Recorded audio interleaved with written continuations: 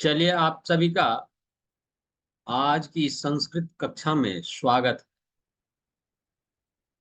है। जो नए आए हैं उनका भी, जो पुराने हैं उनका। हम लोग पाथेयम नामक चैप्टर को पढ़ रहे थे। पाथेयम के 2 श्लोकों को हम लोग पढ़ चुके थे। पहले श्लोक में बताया गया कि पृथ्वी पर 3 प्रकार के रत्न पाए जाते हैं, विद्वानों के द्वारा जो बताया जाता है उसको हम कहते हैं जल, अन्न और अच्छे वाक्य, अच्छी वाणी। लेकिन मूर्खों के द्वारा पत्थर पत्थर के टुकड़ों को रत्न की संज्ञा दी जाती।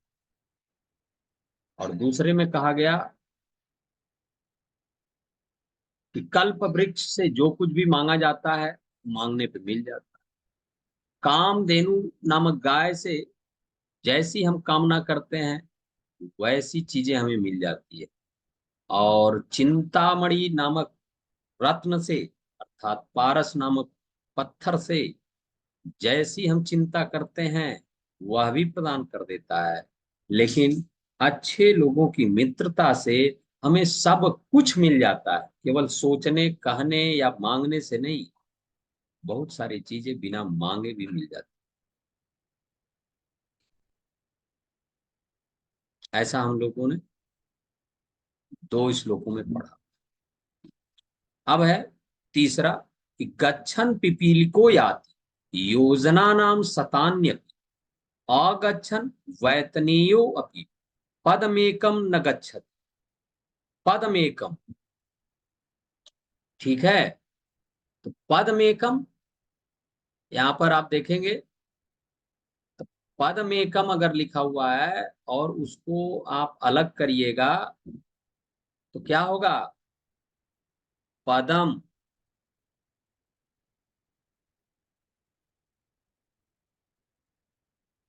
पदम प्लस एकम, पदमेकम, ठीक है। और इसके अलावा यहां पर वैतनेय लिखा हुआ है। वैतनेय तो क्या लिखेंगे? वैतनेय, वैतनेय प्लस अपि,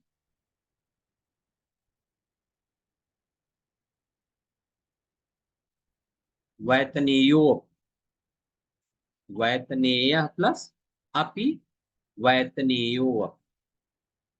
वैनतेय क्या कहते हैं? यहाँ पर गलत हो रहा है। वैनतेय लिखा हुआ है। वैनतेय, वैनतेय। जैसे आप महाभारत काल में सुने होंगे कि कुंती के पुत्र को कौन्तेय कहा गया। कहा गया या नहीं कहा गया स्मृति? Yes sir.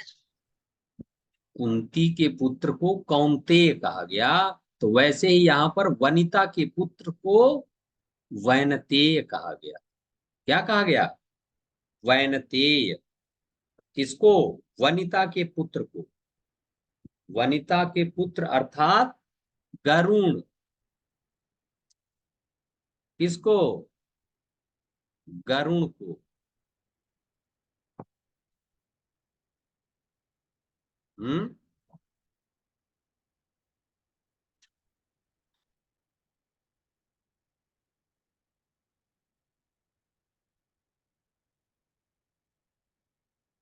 वैनतेय, ठीक है। वैनतेय प्लस अप, यहाँ इजिकल टू दिया हुआ है तो इसका मतलब कि ये नहीं कि इसके बराबर।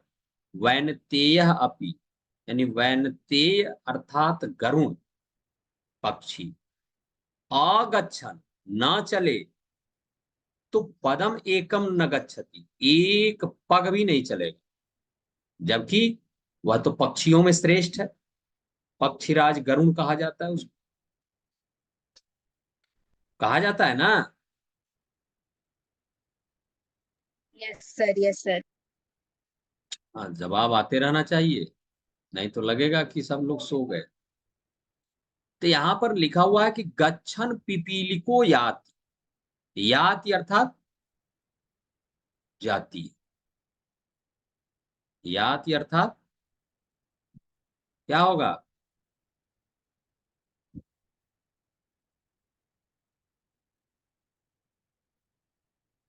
जाती है। ठीक है,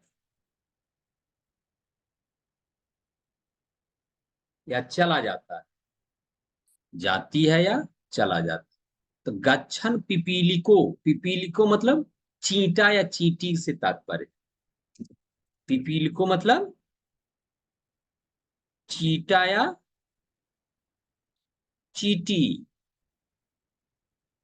ठीक है, तो चींटी कहेंगे तो वहां पर क्या बनेगा? चींटी कहेंगे तो जाती है, चीटा कहेंगे तो जाता है। तो गच्छन पिपीलिको याति योजना नाम सतान्यपि, सतान्यपि, स्मृति, सतान्यपि क्या लिखोगी?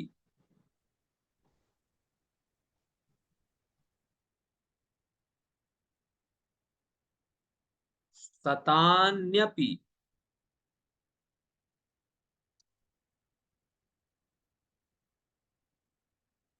ठीक ना?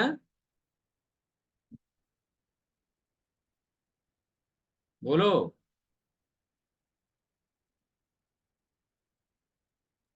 Yes sir, yes sir. ठीक ना? सतानी प्लस अपि, सतान्यपि कौन सी संधि है इसमें? कौन बोलेगा? कौन सी संधि है?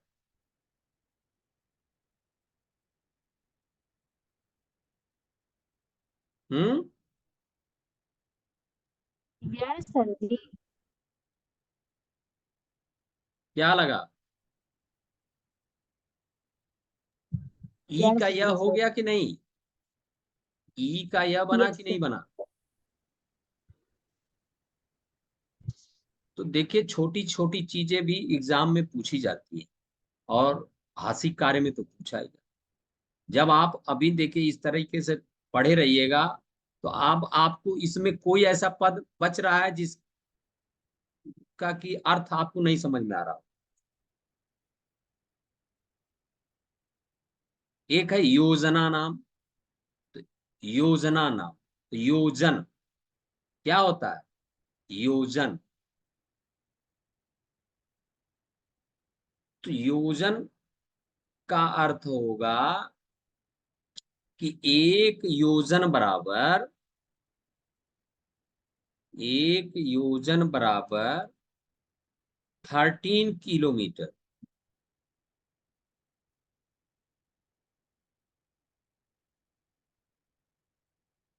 13 किलोमीटर। तो यहां पर सैकड़ों योजन, योजन प्राचीन काल में डिस्टेंस नापने की एक क्या था? यूनिट थी, पैमाना था।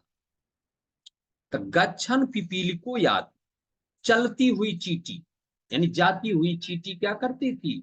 सैकड़ों योजन दूर तक, सैकड़ों योजन। तो एक योजन बराबर 13 किलोमीटर, तो सैकड़ों योजन कितना हो जाएगा भाई? तो 100 योजन बराबर 1300 किलोमीटर हो जाएगा। होगा? नहीं बोल रही हो तुम।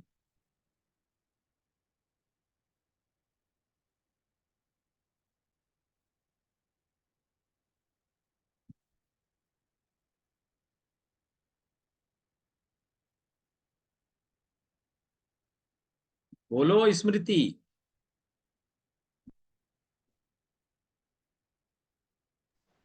स्मृति चली गई।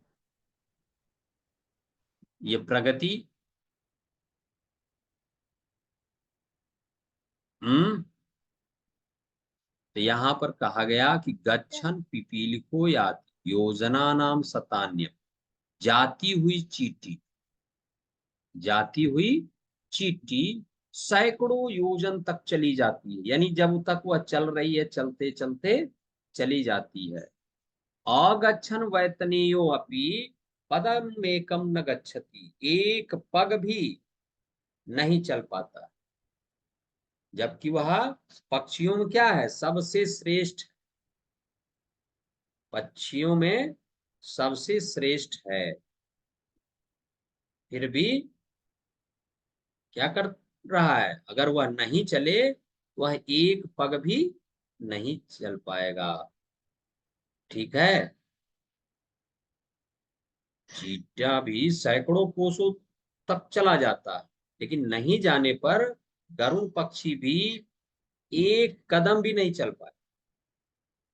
अर्थात जब आप कार्य में लगे रहेंगे, अपने पढ़ने के कार्य में आप लगे रहेंगे, तो पढ़ते पढ़ते बहुत आगे तक चले जाइएगा, और नहीं पढ़िएगा तो एक चैप्टर भी नहीं पढ़ पाइएगा। इसलिए हमें पठन पाठन के कार्य में लगे रहना चाहिए। ठीक है। तो अगर क्वेश्चन किया जाए कि कह गच्छन योजना नाम शतान्यपि गच्छत, तो पीपी लिखो है। अगच्छन पदम एकम कह न गच्छति, तो वैतनेय, ऐसा क्वेश्चन भी आप कर सकते हैं और याद कर सकते हैं। ठीक ना। स्पष्ट हुआ या नहीं हुआ?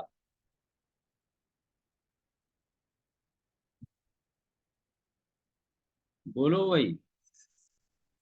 अंकिता है, प्रगति है, राहुल है, अभिनव है, गौरव है। Yes sir. बात समझ में आ रही है बेटा? Yes sir. अच्छा। कह रहे हैं कि गच्छन पिपीलिको यात योजना नाम शतान्यपि आगच्छन वैतनेयो अपि पदम एकम न गच्छति। तो जाती हुई चींटी सैकड़ों योजन तक चली जाती है, और ना जाने पर या ना चलने पर गरुड़ पक्षी भी एक कदम नहीं चलता है। पदम एकम न गच्छति, तो पदम एकम, तो एकम पदम, एक पग भी नहीं चल पाए, जबकि वह पक्षियों में सबसे श्रेष्ठ है। उड़ करके जाए तो वह कितना दूर चला जाए, लेकिन चलता ही नहीं। तो आप भी पढ़ने में बहुत निपुण हैं, आपके अंदर भी पढ़ने की बहुत क्षमता है, लेकिन आप पढ़ते ही नहीं। और जो पढ़ता है वह देखिए आगे निकल जाता है, लेकिन आपके अंदर क्षमता रहते हुए भी आप अपने आप को दूसरे कार्यों में लगा करके रखे हुए हैं। यदि आप भी पढ़ने में लग जाएं तो आप भी बहुत दूर, आपके भी परसेंटेज क्या हो, बहुत ज्यादा हो जाएंगे, लेकिन आप पढ़ेंगे ही नहीं। तो ये जो रेड कलर से लिखा हुआ है, आप इसको लिख भी सकते हैं, आप ही के लिए लिखा गया है।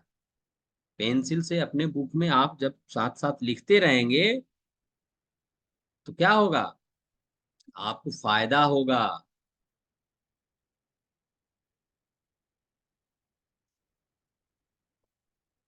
फायदा यह होगा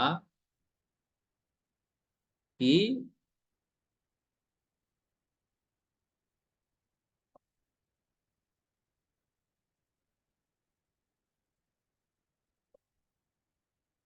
ठीक है, फायदा यह होगा कि जब आप कभी फिर से पढ़िएगा तो ये सब आपको समझ में आ जाएगा कि हाँ इसका ये अर्थ हुआ, इसका ये अर्थ। लेकिन जब आप लिखेंगे तब, जब आप लिखेंगे तब होगा। अच्छा जी। तो चलो अब हम आगे बढ़ते।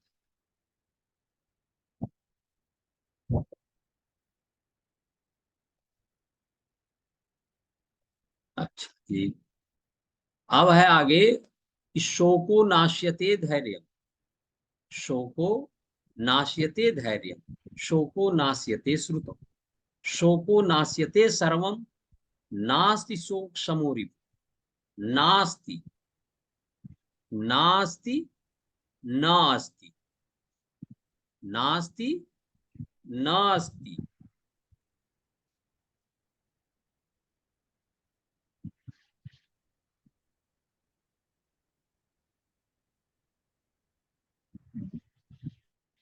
नास्ति, नास्ति। बात समझ में आई?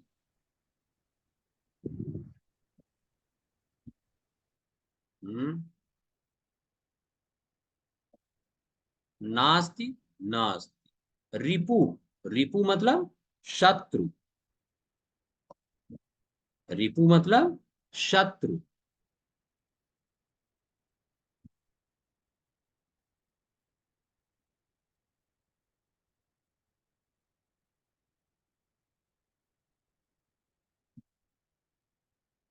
रिपु मतलब शत्रु। तो शोको नाश्यते धैर्य, शोक हमारे धैर्य को नष्ट कर देता है, और शोक हमारे ज्ञान को नष्ट कर देता है। शोक क्या करता है? हमारे ज्ञान को नष्ट कर देता है। तो श्रुतम, शास्त्रों का ज्ञान, श्रुतम अर्थात शास्त्रों का ज्ञान, श्रुतम अर्थात शास्त्रों का क्या?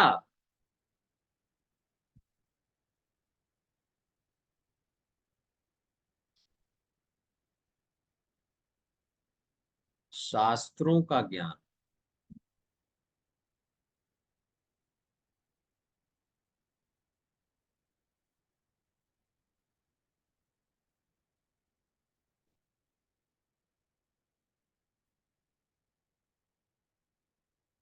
शास्त्रों का ज्ञान कौन है भाई? श्रुतम। तो शोको नाश्यते,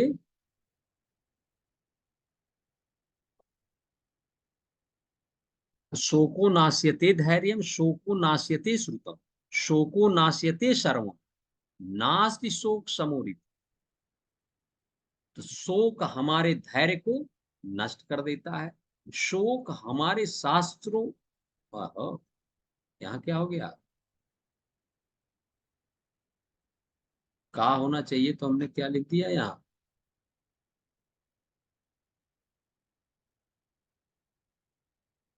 इसको नहीं लिखा है।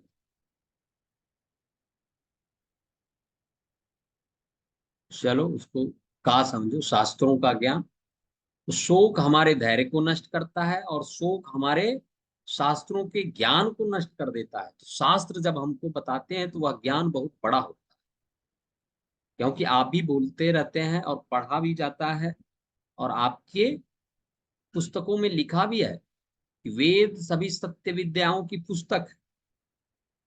तो वेद में क्या है? सभी सत्य बातें बताई गई हैं। तो वेद क्या है? शास्त्र है। वेद में जब सत्य बातें बताई गई तो हमको सत्य ज्ञान मिला। यदि हम शोक में रहेंगे तो हमारा वह ज्ञान क्या होगा? नष्ट हो जाएगा। शोको नाश्यते सर्व, शोक सब कुछ नष्ट कर देता है। शोक के समान कोई शत्रु इस संसार में नहीं है। इस संसार में शोक से बड़ा कोई शत्रु नहीं है। तो आप क्या करेंगे? शोक का परित्याग कर देंगे। सदैव क्या करना चाहिए? शोक का परित्याग कर देना चाहिए। यदि आप शोक रखेंगे तो आपको दिक्कत होगी। बात समझ में आ रही है कि नहीं आ रही है?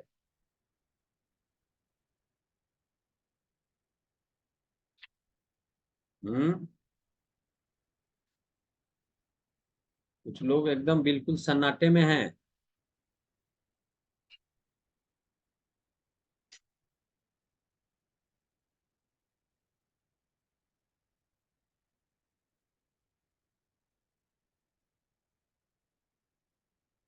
अच्छा जी।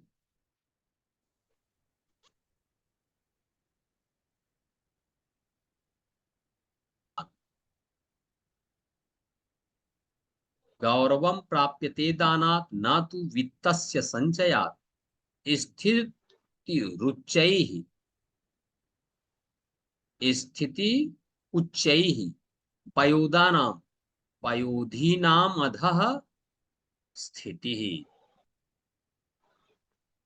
क्या कह रहे हैं कि गौरवम प्राप्यते दाना, दान करने से मनुष्य क्या करता है, गौरव को प्राप्त करता है। न तो वित्तस्य संचया, न कि धन के संचय करने से।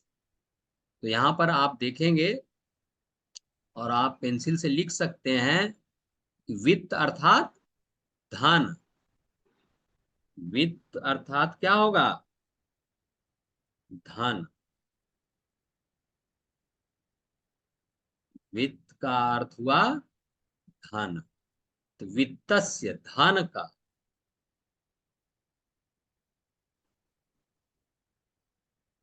स्थिति रुच्यैः।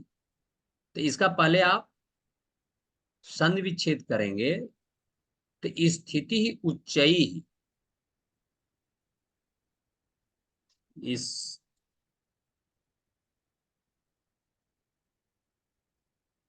हम्म,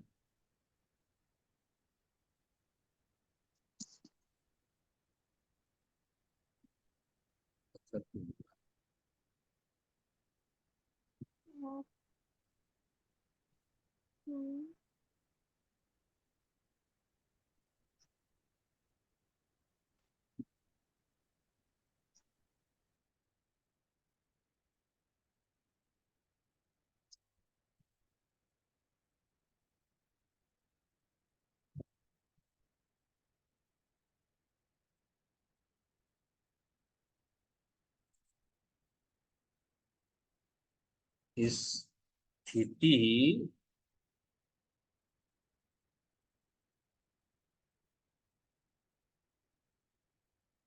उच्चैः।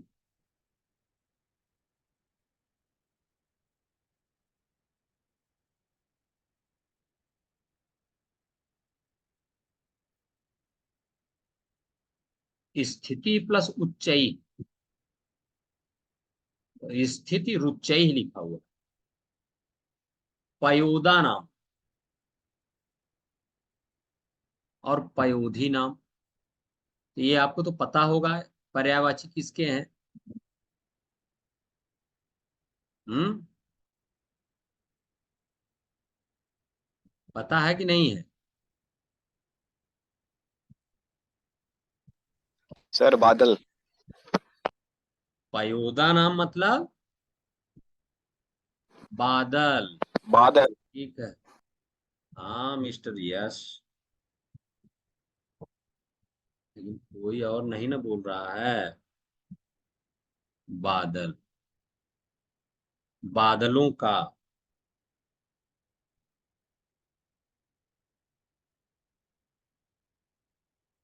बादलों का। और पयोधी नाम, सागर का। हाँ सागर का या समुद्रों का।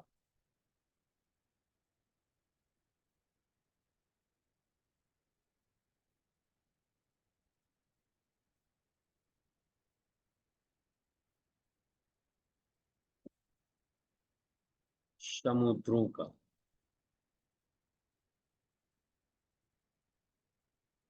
ठीक। और अरे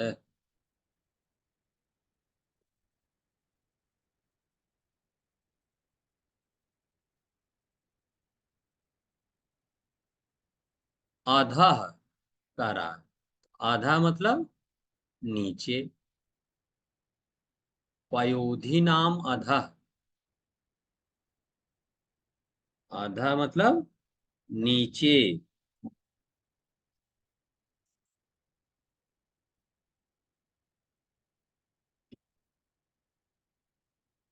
लिख भी रहे हैं कि नहीं लिख रहे हैं।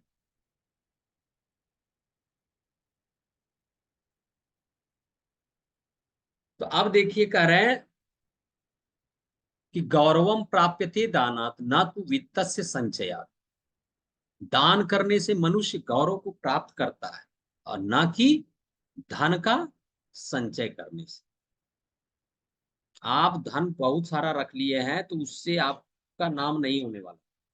जब आप दूसरों की सहायता करिएगा, दूसरों के सहयोग के लिए जो उचित पात्र है उसको यदि आप दान देते हैं, तब आप क्या करेंगे?